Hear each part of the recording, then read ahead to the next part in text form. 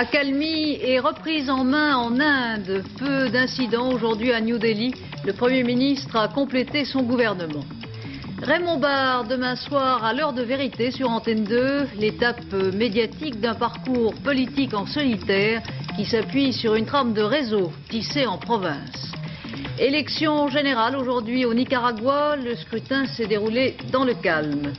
Stade de deuxième, les dernières images et les derniers résultats de la journée sportive des 20h20. Madame, monsieur, bonsoir. Le calme est revenu aujourd'hui à New Delhi où la vie quotidienne a repris ses droits. Le couvre-feu, toujours en vigueur dans certains quartiers de la capitale indienne, doit être progressivement levé à partir de demain. Le bilan officiel des affrontements entre hindous et sikhs depuis mercredi dernier est de plus de 450 morts dans la capitale, 1100 dans tout le pays, 2000 blessés et 10 000 arrestations. Des centaines de milliers de sikhs ont cherché refuge dans des camps contrôlés par le gouvernement et la Croix-Rouge indienne. Sur place, Olivier Varin et Patricia Coste. L'armée a remplacé la police dans les grandes villes indiennes. Ici, dans la capitale New Delhi, 22 000 soldats se seraient déployés et patrouillent. L'armée rassure, le calme est revenu. La police, en revanche, a été accusée de passivité. Le chef de la sécurité a été limogé ce matin. Il paye pour le bilan des affrontements qui s'alourdit au fur et à mesure de la découverte de nouveaux cadavres, comme ceux qui sont apparus ce matin, atrocement brûlés, flottant à la surface des eaux de la rivière de Delhi.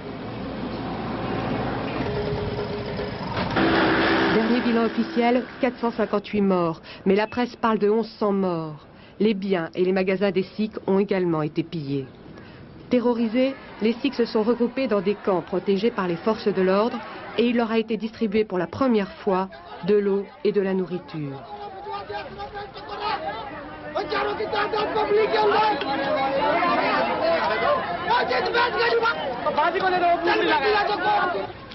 Seule lueur en ce lendemain d'horreur, une petite manifestation unitaire. Hindous et sikhs frères, hindous et sikhs frères, scandent les participants à cette manifestation spontanée de fraternité entre les deux communautés. Vœux pieux sans aucun doute. Ils ont tué nos femmes et nos enfants, nous dit celui-ci. Brûler nos maisons et nos temples, le temps de la vengeance viendra.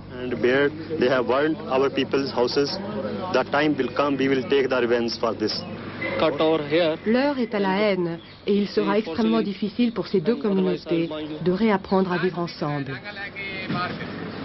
Pourtant, le Premier ministre Rajiv Gandhi reprend la situation en main. Il a limogé aujourd'hui le responsable de la sécurité à New Delhi et il a complété son gouvernement, reconduisant le même cabinet que sa mère, à l'exception notable du ministre qui détenait en juin dernier, au moment de l'assaut contre les sikhs au Pendjab, le portefeuille de l'intérieur. Rajiv Gandhi, qui garde, comme sa mère, les portefeuilles des affaires étrangères et de l'énergie, a aussi mis à profit la présence à New Delhi de nombreux chefs d'État et de gouvernement pour affermir son autorité internationale. Philippe Rochaud. En quelques heures, cet homme qui a prêté serment le jour de l'assassinat de sa mère a hérité d'une nation de 700 millions d'Indiens. Rajiv Gandhi ne pouvait sans doute trouver meilleure occasion de s'installer au pouvoir, car il a été littéralement porté par le charisme de sa mère. Le nom Gandhi, il l'a déjà, mais il sait qu'il ne pourra tenir le pays comme l'a fait Indira. C'est elle qui l'a imposé à la tête du Congrès, le parti majoritaire, qui est devenu l'instrument d'un pouvoir personnel divisé en clans. C'est lui qui a porté sa mère au bûcher lors des funérailles et qui a reçu comme elle l'ovation de la foule. On le tenait pour quantité politique négligeable, un homme mou, sans autorité.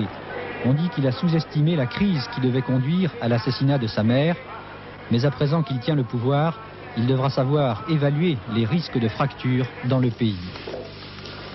Rajiv Gandhi, en 2 jours, a accueilli ici une trentaine de chefs d'État, comme Julius Nyerere, le président tanzanien, autant de pays qui ont les yeux tournés vers l'Inde. Les non-alignés, dont l'Inde reste le leader, lui ont accordé leur confiance. Et il a tenu à les rassurer, en disant que le calme reviendrait vite, que c'était déjà commencé et que la situation redeviendrait normale dans quelques jours. Il attendait enfin poursuivre la politique de sa mère, rappelant le slogan qui lui était cher, « La politique de l'Inde n'est ni pro-soviétique ni pro-américaine, elle est pro-indienne ». Le Premier ministre indien a reçu tout à l'heure le général Zia, le président du Pakistan, qui est l'ennemi héréditaire de l'Inde. Auparavant, il s'était entretenu avec son homologue français, Laurent Fabius. Laurent Fabius qui a réaffirmé la volonté de la France de poursuivre une coopération privilégiée avec l'Inde. Demain à l'aube, les cendres d'Indira Gandhi seront prélevées sur son bûcher funéraire. Des urnes en seront remplies qui, pendant une semaine, sillonneront le pays tout entier à bord de trains spéciaux pour que la population puisse lui rendre un dernier hommage. Dimanche prochain, les cendres seront dispersées au-dessus de l'Himalaya. À Varsovie, c'est un véritable pèlerinage que les Polonais accomplissent déjà dans le jardin de l'église Saint-Stanislas où est enterré le père Popieluszko. Selon sa famille, le prêtre a été torturé et battu à mort par ses ravisseurs. Les résultats officiels de l'autopsie n'ont toujours pas été publiés. En France, la vie politique est bien ralentie en ce dimanche. Le président du RPR, Jacques Chirac, était tout à l'heure l'invité du Club de la Presse d'Europe 1. Précisant les propos qu'il avait tenus récemment au journal Libération, Jacques Chirac a déclaré qu'il ne demandait pas qu'on revienne sur la loi autorisant l'avortement, mais inquiet de la banalisation de l'interruption volontaire de grossesse. Jacques Chirac souhaite une politique qui dissuaderait les femmes d'y recourir. Un sondage qui va faire du bruit dans la classe politique, le sondage que publie l'hebdomadaire Le Point et qui analyse différents scénarios en cas d'élection présidentielle. Si l'élection présidentielle avait lieu actuellement, François Mitterrand, dans tous les cas de figure, serait battu au second tour, Jacques Chirac serait le meilleur candidat de l'opposition au premier tour et Valéry Giscard d'Estaing ferait le meilleur score au second. Pourtant, la personnalité de l'opposition, qui depuis plusieurs mois est en tête des sondages de popularité des présidentiables, c'est bien Raymond Barre. L'ancien Premier ministre sera demain soir à 20h35 l'invité de l'heure de vérité sur Antenne 2, une étape importante dans un parcours en marge des formations politiques et qui s'appuie plutôt sur des réseaux patiemment tissés en province. L'enquête de Patrick de Carolis. Solitaire, au-dessus des partis, sans organisation, ainsi veut-il apparaître. Depuis 1981, Raymond Barre est sans doute l'homme politique de l'opposition qui a prononcé le plus de discours, couvert le plus de kilomètres. Objectif, expliquer sa politique, mais surtout multiplier les contacts avec les leaders d'opinion. Ainsi, au fil de ses voyages, et bien qu'il s'en défende, il a tissé avec discrétion et minutie une trame d'amitié qui ressemble fort à un réseau. Ce sont des affabulations. Il n'y a pas de réseau. Je dispose d'un certain nombre de sympathies.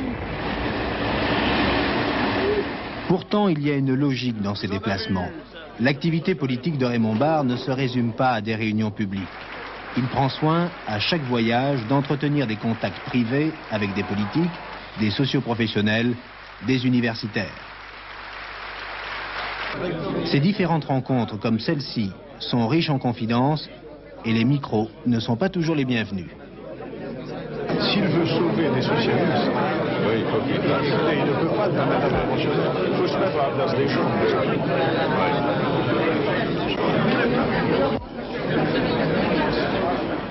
Cette image symbolise la stratégie de l'ancien Premier ministre. Chacun de ces hommes est à la tête d'une association socio-professionnelle ou culturelle de la région lyonnaise. Ils représentent une force de mobilisation importante. En mai dernier, ils ont organisé à Valence un meeting pour Raymond Barre. Résultat, 8000 personnes. Paris, boulevard Saint-Germain, un immeuble bourgeois.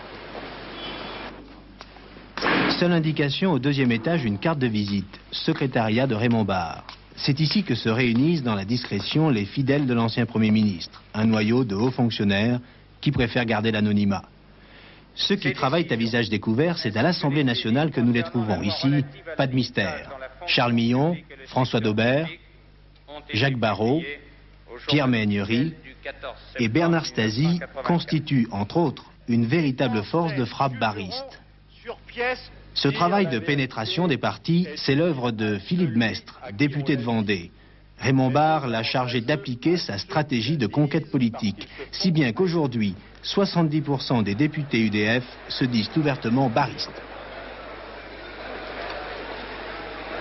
Roger? Un réseau d'associations et de notables, une équipe d'experts, des troupes de choc à l'Assemblée nationale, des troupes de réserve au Sénat où le groupe centriste lui est quasiment favorable, tout cela montre que Raymond Barre n'a rien laissé au hasard.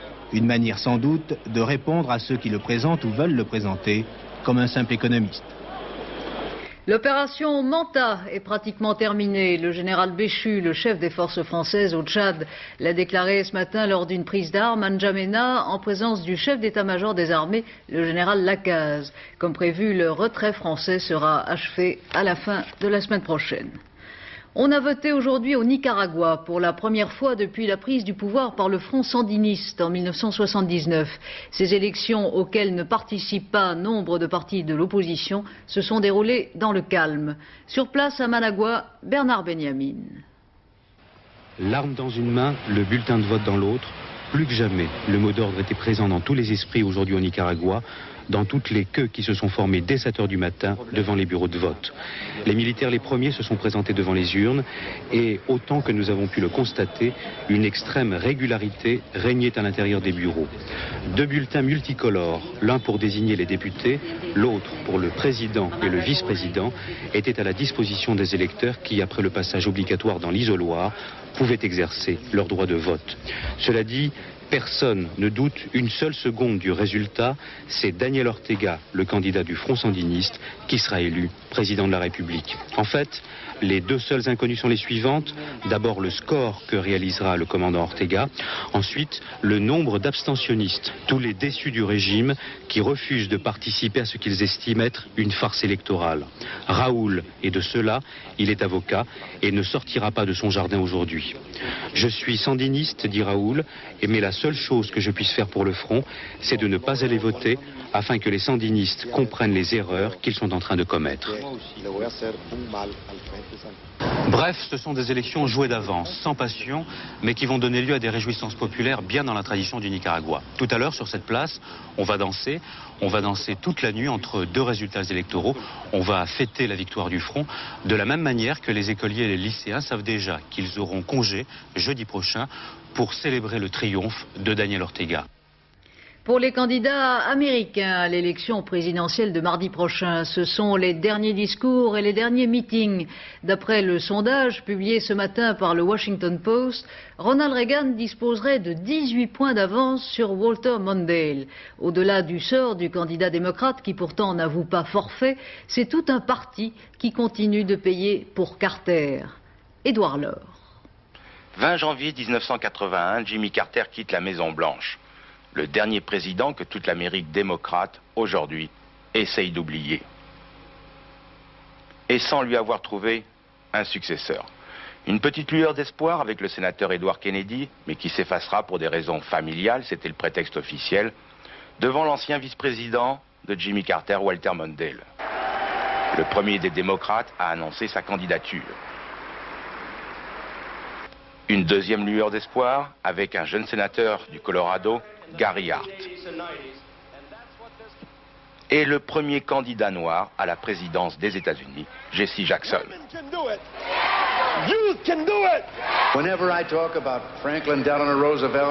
Quand je parle des leaders démocrates, Roosevelt, Truman, Kennedy, mes adversaires s'arrachent les cheveux.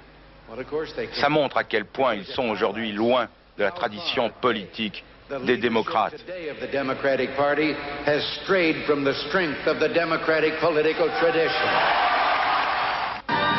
Complètement écartés, les Gary Hart ou Jesse Jackson. Walter Mondale, habile politicien, se doit dans un premier temps de ressouder le Parti démocrate. Il va le tenter à travers la nomination de son colistier.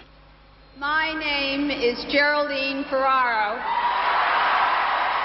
Première femme candidate à une vice-présidence aux États-Unis, première réaction de l'électorat américain agréablement surpris. Walter Mondale, au nom des démocrates, enchaîne sur une campagne qui l'amène à traverser une dizaine de villes par jour, après s'être partagé le territoire américain avec Geraldine Ferraro. Pourtant, à l'euphorie des premiers jours va succéder très vite un certain désenchantement dans le camp démocrate. Geraldine Ferraro reste au deuxième plan. Walter Mondale ne soulève aucune passion, s'énerve même de temps en temps. Helping countries... Oh, please shut up. Les 3 fameux débats tests que l'on donnait comme décisifs n'ont rien changé. Walter Mondale a été bon sans plus. Ronald Reagan, comme on l'attendait. Cela dit, au-delà de Walter Mondale, il faut poser le problème des démocrates, du parti démocrate face à Ronald Reagan. Personne ici ne se fait et ne se faisait aucune illusion. Et il y a déjà bien longtemps qu'on se prépare pour un autre objectif, 1988, où de toute façon, quoi qu'il arrive, les républicains auront à présenter un autre candidat. Et donc pour ce qui est de cette élection, le grand problème des démocrates, de Walter Mondale, n'est pas tellement de perdre, mais de perdre sans que cela apparaisse comme une débâcle. Demain, dans le journal Le Monde et dans nos différentes éditions, vous découvrirez un sondage bien intéressant, un sondage sur la manière dont les Français voient les États-Unis, l'image de l'Amérique, à la veille de cette élection présidentielle. Au Proche-Orient, report des négociations militaires entre Israël et le Liban à la demande de Beyrouth. Les négociations devaient s'ouvrir demain. Pour des raisons techniques et logistiques, elles n'auront lieu que dans quelques jours. À Jérusalem, arrestation et inculpation aujourd'hui de 2 soldats israéliens. Ils auraient participé à l'attentat perpétré le 28 octobre dernier contre un autobus arabe à Jérusalem. Pour la première fois dans l'histoire politique italienne, une personnalité de premier plan arrêtée pour appartenance à la mafia. Il s'agit de l'ancien maire démocrate chrétien de Palerme qui pendant 25 ans a dominé la vie politique sicilienne. Corinne Pertuis. La commission antimafia a bien joué. Vito Santimino, ancien maire, ancien responsable des travaux publics de la ville de Palerme, a été arrêté. À l'origine de son arrestation, les confessions du parrain repenti, Tommaso Buscetta, des confessions qui avaient déjà amené les juges de Palerme à déclencher le 29 septembre une vaste opération contre la mafia. Ce que l'on reproche à ce personnage clé de toutes les combinaisons politiques à la mairie de Palerme depuis 25 ans, ce qu'on lui reproche est clair. C'est son appartenance à la mafia et l'exportation illégale de capitaux à l'étranger, aux États-Unis notamment. Aujourd'hui, Ciancimino a été transféré de la prison de Palerme à celle de Rome pour des raisons de sécurité. En Espagne, hier soir, 9 personnes sont mortes et 2 autres blessées dans une explosion due sans doute à des aérosols. Il y en avait 8 tonnes dans les caves de l'une des maisons qui ont explosé. Thierry Calmette. Voici ce qui reste des 2 pavillons soufflés par l'explosion. Les sauveteurs ont retrouvé 9 corps sous les décombres, parmi eux 3 enfants. L'explosion s'est produite vers 18 h. 2 familles regardaient la télévision, c'était l'anniversaire de l'un d'entre eux. À l'origine du sinistre, 8 tonnes d'aérosols entreposées dans le sous-sol d'une des maisons. La déflagration a secoué la petite ville de Mondejar. Les 2 habitations ont été pulvérisées. Ces 8 tonnes d'aérosols remplis de lacs pour cheveux appartenaient aux propriétaires des pavillons. Ils les achetaient par grosse quantité à Madrid et les vidaient de leur contenu. Les atomiseurs, ainsi récupérés, devaient être revendus. Les enquêteurs n'ont pu encore déterminer la cause exacte de l'explosion des atomiseurs. Mais on sait que généralement ceux-ci doivent être stockés à l'écart des sources de chaleur et ne doivent en aucun cas être percés.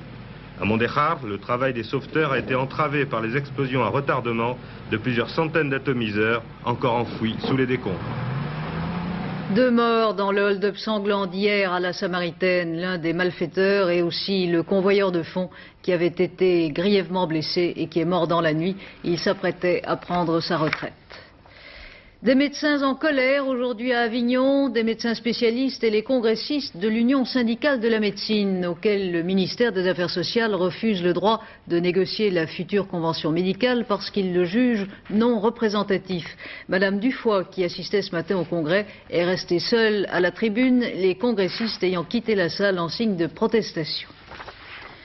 Le champion du monde d'Othello a 16 ans et il est français. Othello, ce n'est pas du Shakespeare, c'est un jeu de stratégie dont les Japonais qui pratiquent le Go sont grands spécialistes. Sylvie Marion a rencontré le plus grand stratège français.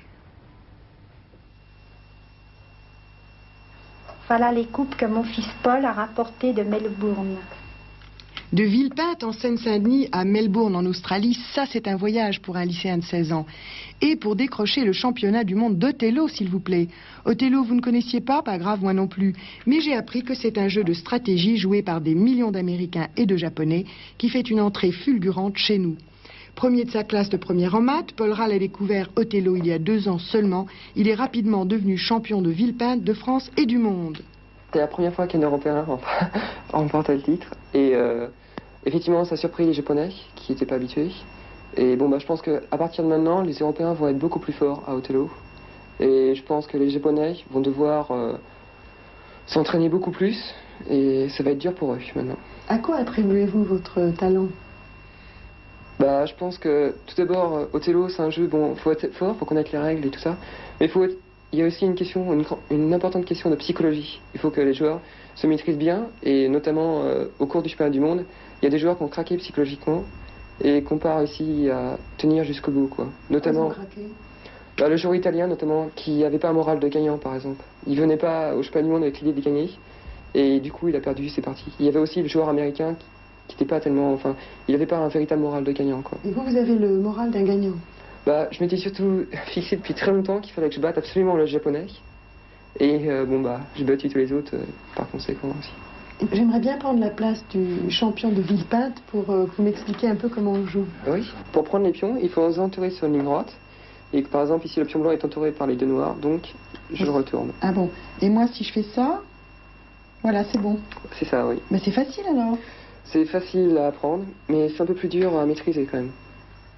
Mais pour Paul, Othello n'est qu'un passe-temps. Ce qu'il aime le plus, c'est la littérature. Maupassant pour le style, la science-fiction pour le contenu.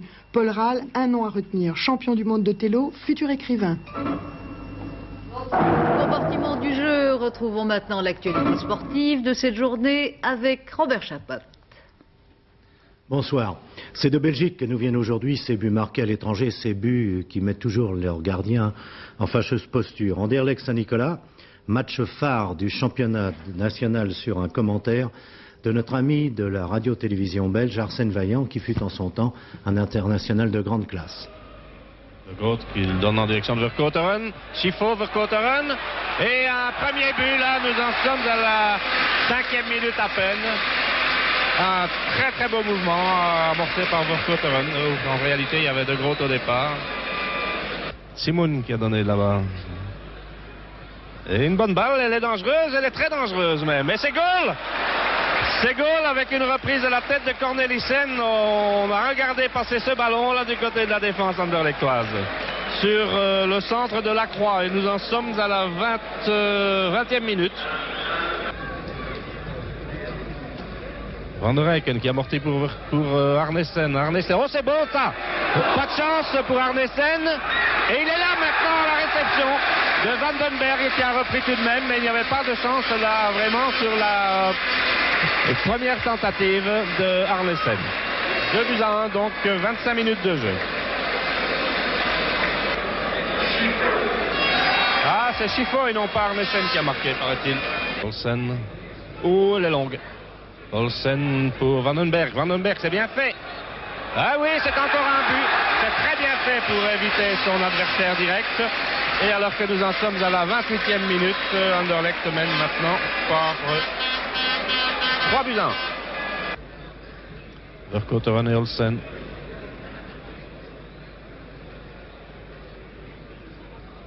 Van der Eycken. Balle pour Schifo, pour Vandenberg, c'est bien joué. Et ça fait un nouveau but remarquable dans sa conception là avec au départ Olsen. Le centre de Van der Eycken, Schifo et Vandenberg. 4-1 à 5 minutes du repos. Jolie la talonnade là pour Arnesen. Non, la passe n'est pas bonne. Elle est récupérée maintenant par Gudjonsson. Gudjonsson qui a évité l'attaque de Bevers. Encore Gudjonsson qui a évité l'attaque de Simon et qui marque un 5e but. Ce sera probablement la dernière action valable de cette partie qui a été largement dominée par le Sporting d'Anderlecht, puisque au repos le score était déjà de 4-1. La deuxième mi-temps était soporifique. Anderlecht s'est contenté de contrôler les opérations et finalement d'inscrire encore un but, portant le score final à 5-1. C'était Arsène Vaillant, recrue tout à fait occasionnelle de Stade 2. Merci Arsène. 6 jours de Grenoble, marathon à Istanbul, golf avec des petites Françaises qui font merveille, les flashs de Daniel Casal.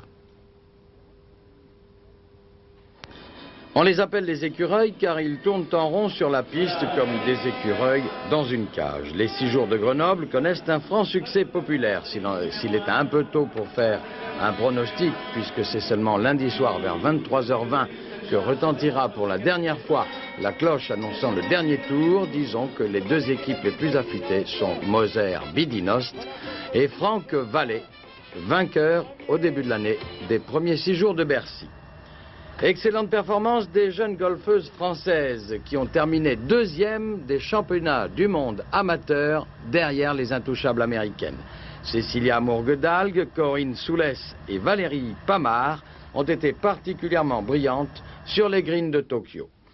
Mais Mehmet Yurdadon est là, quelque part perdu parmi les 12 000 marathoniens d'Istanbul qui franchissent ici le pont enjambant le détroit du Bosphore entre l'Europe et l'Asie. Mehmet Yurdadon a passé un bon week-end. Il a remporté ce marathon d'Istanbul en 2h22 minutes et 18 secondes. Cet après-midi à Lisbonne, le Portugais Caetano a été le plus rapide dans le marathon de Lisbonne en 2h, 8 minutes et 5 secondes. Tennis maintenant au tournoi de Stockholm. Excellent parcours de Guy Forget jusqu'à sa défaite en quart de finale face à Mats Wilander, tenant du titre et vainqueur aussi de Connors. En demi-finale, déjà un avant-goût de la Coupe Davis, Suède, États-Unis d'Amérique, puisque 2 Américains étaient opposés à 2 Suédois. Henri Lecomte associé à Thomas Schmidt en finale du double demain. Daniel Casal, encore lui. Eh oui, demi-finale 100% entre les États-Unis et la Suède. Ici, Connors, au premier plan, est opposé à Mats Wilander. Connors va perdre en 3-7, 6-3. Pardon, 6-7, 6-3, 6-3 pour Wilander. 12 ans séparent les 2 joueurs. Car Connors a 32 ans alors que Wilander a une vingtaine d'années. Connors a gagné 105 tournois et Wilander, lui, en a gagné 15, mais il est évident qu'il a encore l'avenir devant lui. Cette année, les 2 hommes se sont déjà rencontrés une fois, c'était au tournoi de Cincinnati, et que Wilander l'avait déjà emporté. Wilander, dont le lob lifté est toujours extrêmement redoutable pour ses adversaires.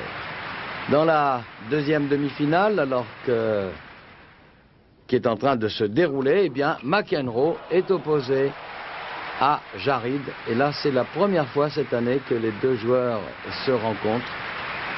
Nous les reverrons certainement dans 1 mois et demi à Göteborg pour la finale de la Coupe Davis entre la Suède, Mats Wilander en tête, et les États-Unis.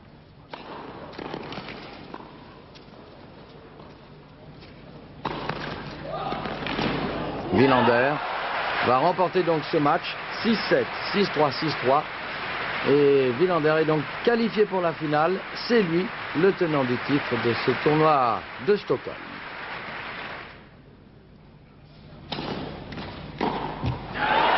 Sur un dernier retour dans le filet de Connors, victoire de Wilander.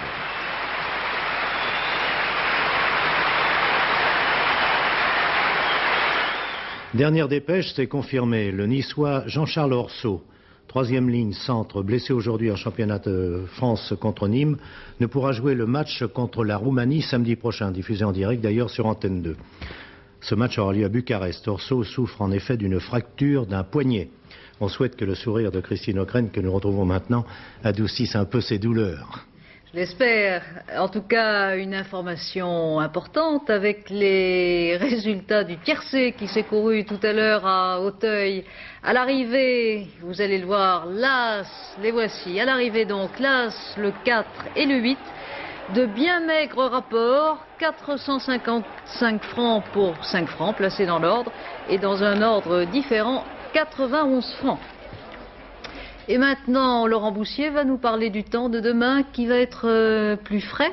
Oui, demain c'est novembre qui commence, mais attention, un vrai mois de novembre avec des nuages, de la pluie et des températures frisquettes. Regardons la photo satellite. La dépression qui vient se coller contre les côtes du Portugal dirige vers notre pays une perturbation qui demain va recouvrir presque toutes les régions de la France. La carte pour demain est donc une fois de plus recouverte de nuages. Mais avant de nous occuper du temps, regardons les températures minimales. Les gelées seront présentes dans la nuit sur tout le nord-est du pays, sur l'Alsace, la Lorraine, la Franche-Comté et les Champagnes-Ardennes. -1, -2 degrés, c'est normal en cette saison. Le temps maintenant, eh bien, il sera ensoleillé sur ces mêmes régions du nord-est et pluvieux, nuageux avec quand même quelques éclaircies sur une grande partie du pays. Attention, quelques orages sont à craindre sur les Cévennes. Les pressions sont en baisse, les températures sont en très légère hausse de 10 à 16 degrés sur la moitié nord et de 11 à 20 degrés en Corse sur la moitié sud. On retrouve notre agenda comme tous les soirs. Demain, c'est le lundi 5 novembre. Le soleil se lève à 7h43, se couche à 17h24. C'est la Sainte-Sylvie. Et puis, comme le week-end de Toussaint ne se termine vraiment que demain, quelques conseils de bison futé, des derniers retours qui occasionneront encore malheureusement des ralentissements en province. Au cours de l'après-midi, en Ile-de-France, c'est là où la situation risque d'être la plus ennuyeuse, sur les autoroutes du sud et de l'ouest. Qui connaîtront des bouchons. Il faut donc essayer de partir soit tôt le matin, soit tard le soir, après le journal d'Antenne 2. À 23h15 ce soir, c'est Hervé Claude qui vous présentera notre dernière édition. Demain, 12h45, Antenne de midi, 18h30, c'est la vie. Et j'aurai le plaisir de vous retrouver demain à 20h. Très bonne soirée.